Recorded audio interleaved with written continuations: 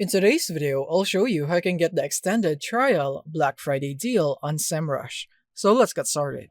First of all, you want to go here to the Semrush website using the link in the description.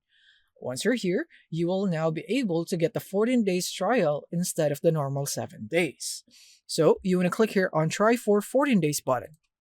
And then you will now be prompted into the create your account page to set up your account. You can continue with your Google account or enter your email right here, depending on your preference. So just follow the on-screen instructions for creating or signing up for your account. And now, once you're signed in, you will now be prompted with this. So this is how it works right here. So basically, you would need to enroll for a renewing plan with a 14-day free trial. So you should provide your payment method right here. You can see that the balance or the total payable for today would be $0. So it's free. And then the first charge, if the free trial runs out and you haven't canceled it, this will be the charge, which is $222.88.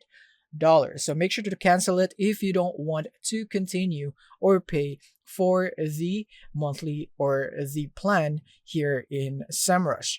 So just provide your card number, your payment method, click on try it now, and then once it's all good, then you will now have access to the 14-day free trial on Semrush, which is the extended version.